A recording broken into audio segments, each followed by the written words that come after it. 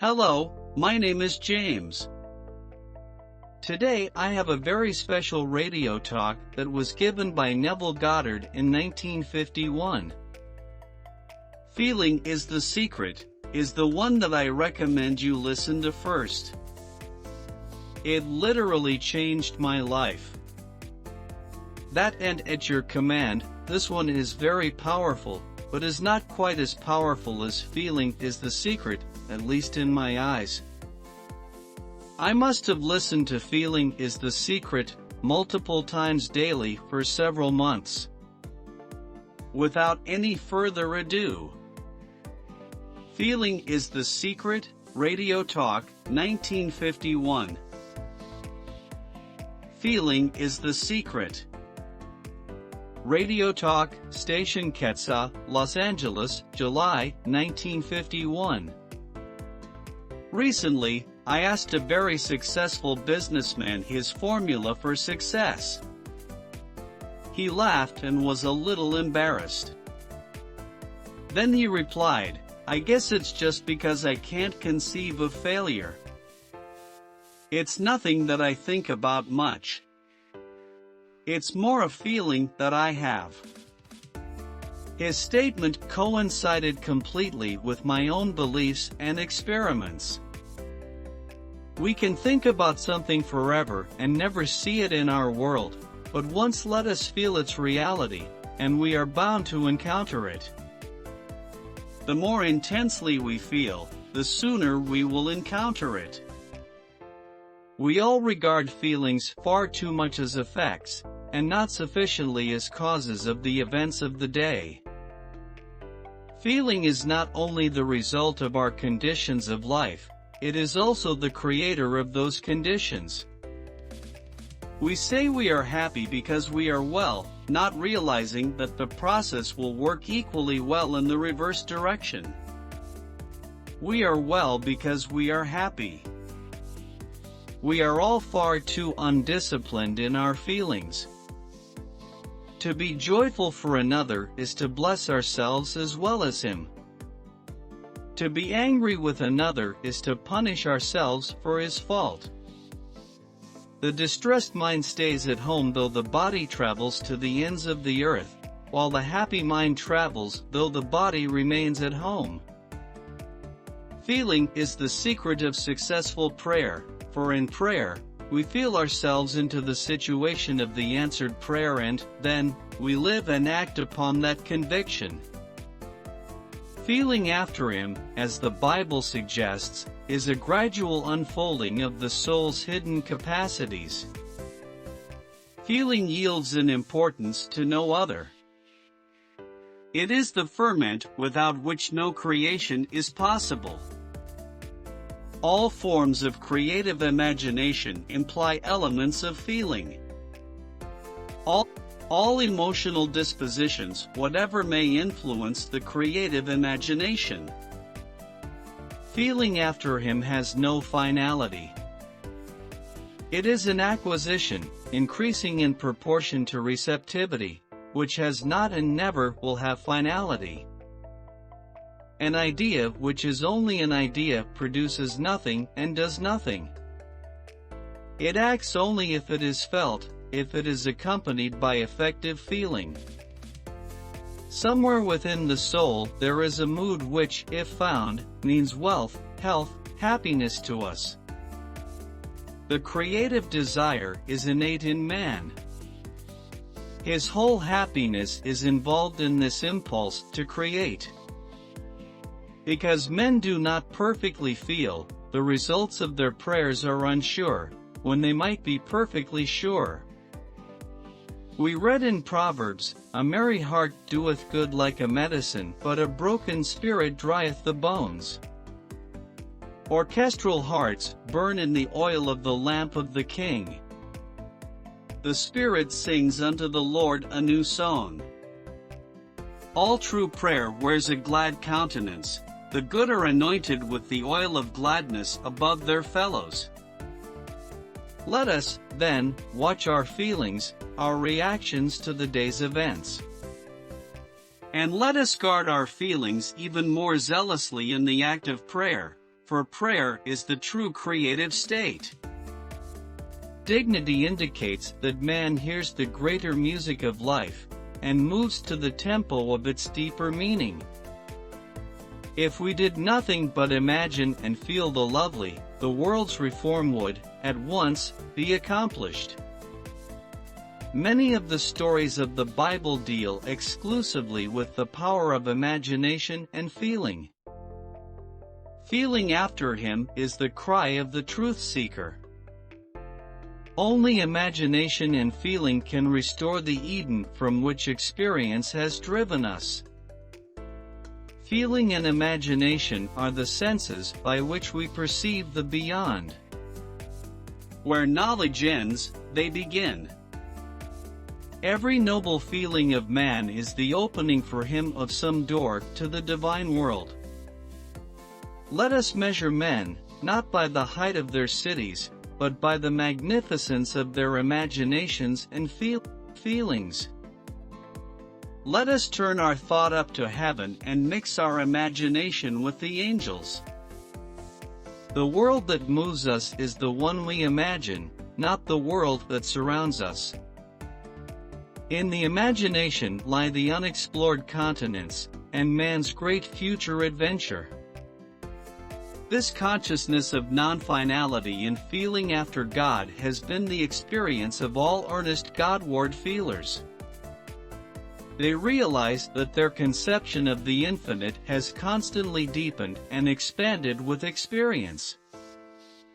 Those who endeavor to think out the meaning of the experience and to coordinate it with the rest of our knowledge are the philosophic mystics, those who try to develop the faculty in themselves and to deepen the experience are the practical or experimental mystics.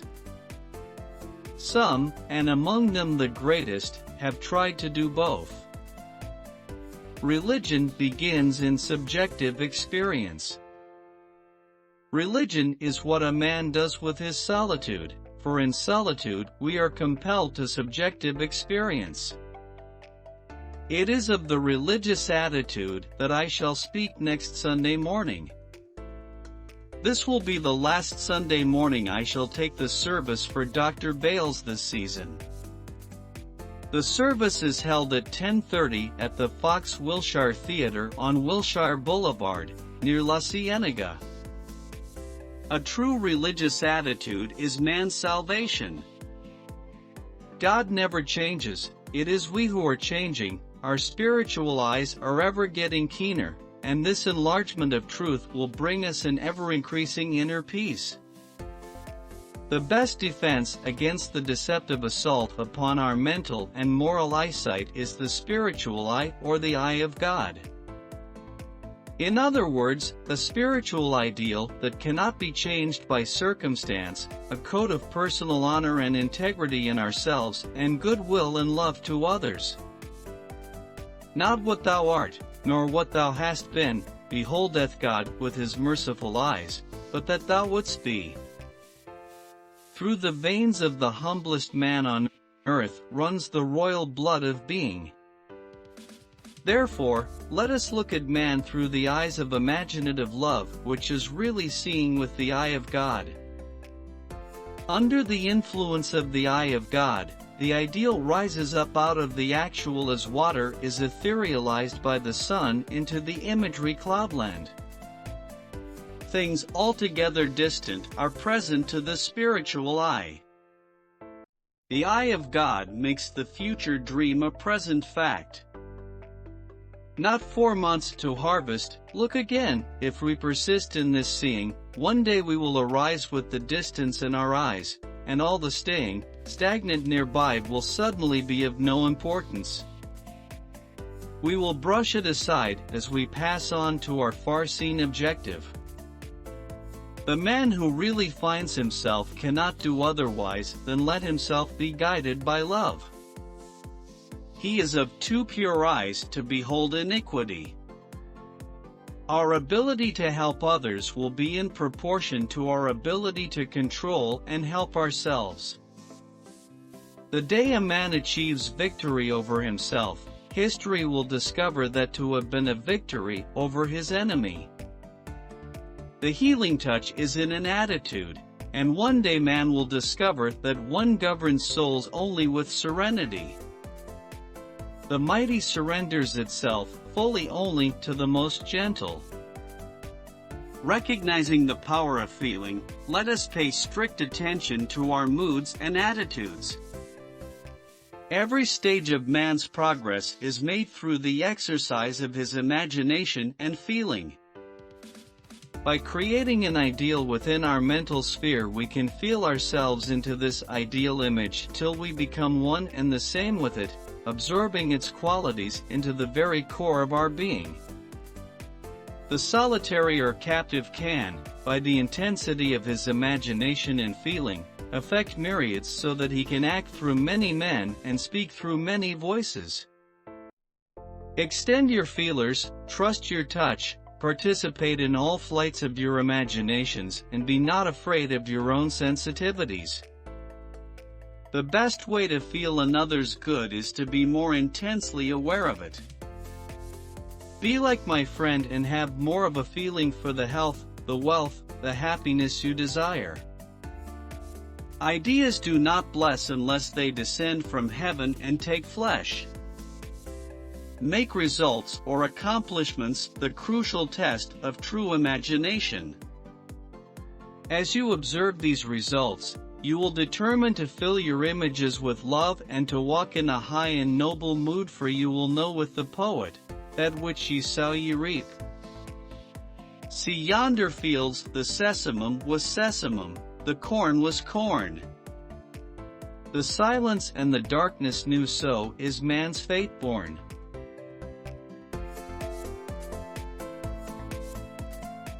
Wow, that was good. It was better than what I thought. However, if you haven't heard the original, feeling is the secret. I highly recommend that you do, even if it is not on this channel. I will get around to it as soon as possible, ASAP. I do recommend that you come back to this channel and keep an eye out for it.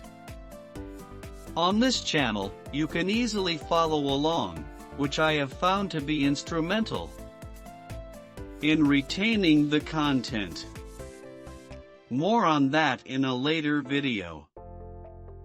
I would like to give thanks to the persons responsible for me even being able to do all of this. Thank you, Neville Goddard, RIP. Thank you, Rhonda Byrne, The Greatest Secret.